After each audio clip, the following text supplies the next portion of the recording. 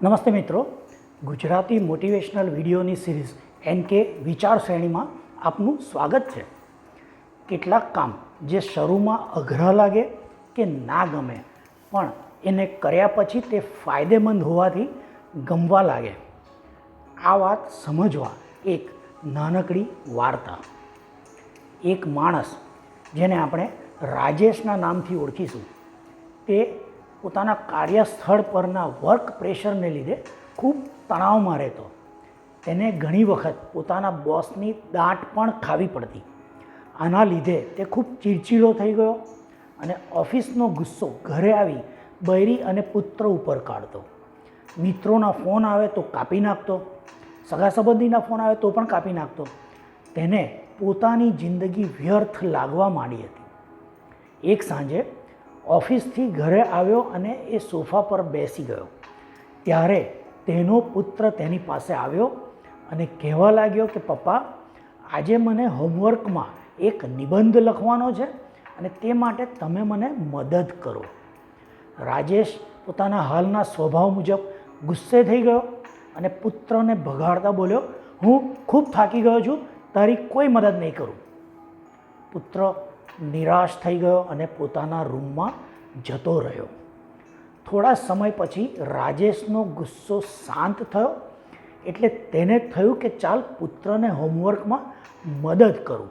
પણ જ્યારે રાજેશ ત્યાં ગયો તો તેણે જોયું એનો પુત્ર તો હોમવર્ક કરતાં કરતાં સૂઈ ગયો હતો અને એની નોટબુક તેના ચહેરા ઉપર ઊંધી પડી હતી.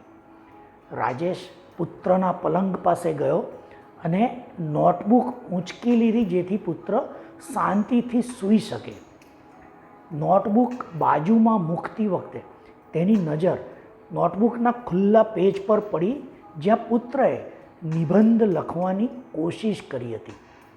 તેને થયું, જોઉં તો ખરો કે પુત્ર કયા વિષય પર નિબંધ લખે છે અને શા માટે એને મારી જરૂર હતી અને તેણે પોતે જાતે શું લખ્યું છે. પુત્રએ નિબંધનું શીર્ષક લખ્યું હતું, એવા કેટલાક કામ જે શરૂમાં તમને ના ગમે કે અઘરા લાગે પણ કર્યા પછી તમને ખુશી થાય. આ વિષય પર નિબંધ લખવાનો હતો. એટલે નીચે પુત્રએ 4-5 વાક્ય લખ્યા હતા, જેમ કે હું આભારી છું વાર્ષિક પરીક્ષાઓનો, જે મને પહેલાં નહોતી ગમતી પણ પછી એના પછી તરત વેકેશનની રજા મળતી હોવાના લીધે તે હવે મને ગમે છે.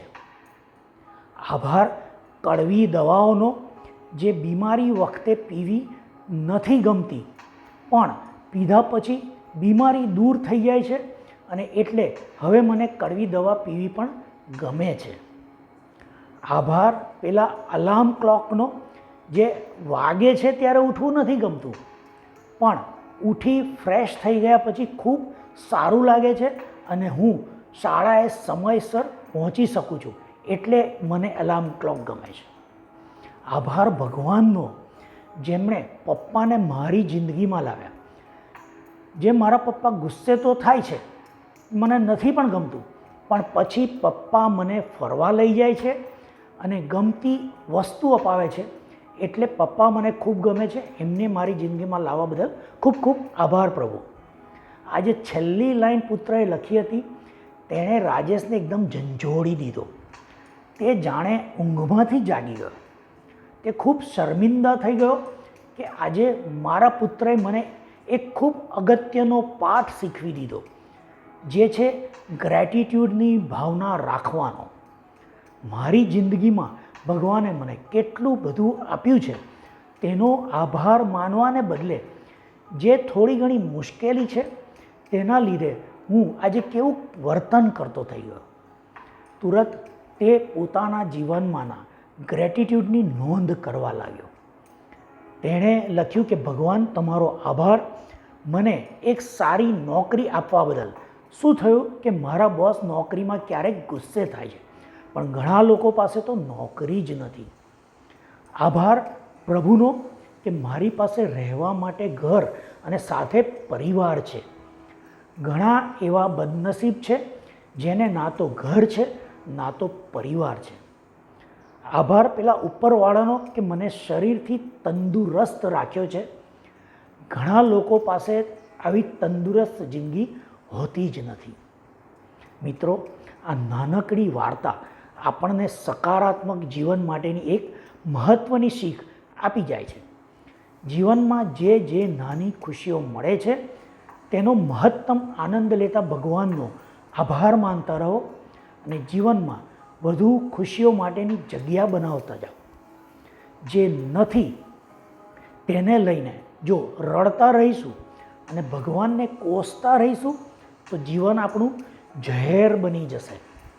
પણ રોજ સવારની પહેલી પળ અને રાતની સૂતા પહેલાંની અંતિમ પળ જો ગ્રેટિટ્યૂડના ભાવ સાથે વ્યતીત કરીએ ને તો આ બંને પળની વચ્ચેનો જે સમય છે ને તે ખૂબ શાંતિપૂર્ણ અને આનંદમાં વીતી શકે. જીવનમાં હાંસલ કરવા ઘણું બધું છે. જરૂર છે માત્ર સકારાત્મક ભાવ સાથે હિંમત જુટાવવાની અને મહેનત કરવાની.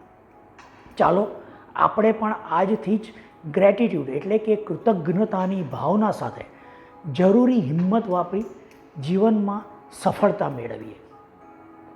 જો આ વિડીયોનો સંદેશ તમને ગમ્યો હોય તો આજનો આ વિડીયો યુટ્યુબ ઉપર લાઈક કરી શેર જરૂર કરજો, કોમેન્ટ જરૂર કરશો, જેથી યુટ્યુબ તેને વધુને વધુ લોકો સુધી પહોંચાડે. આ ચેનલ સબસ્ક્રાઈબ કરી જ હશે અને જો ના કરી હોય તો કરશો તથા કરાવશો તેવી અપેક્ષા સાથે નમ્ર વિનંતી. આવતા અઠવાડિયે એક નવા વિષય પર, નવા ચર્ચા પર ગુજરાતીમાં વાર્તા સાથે ફરી મળીશું. આવજો.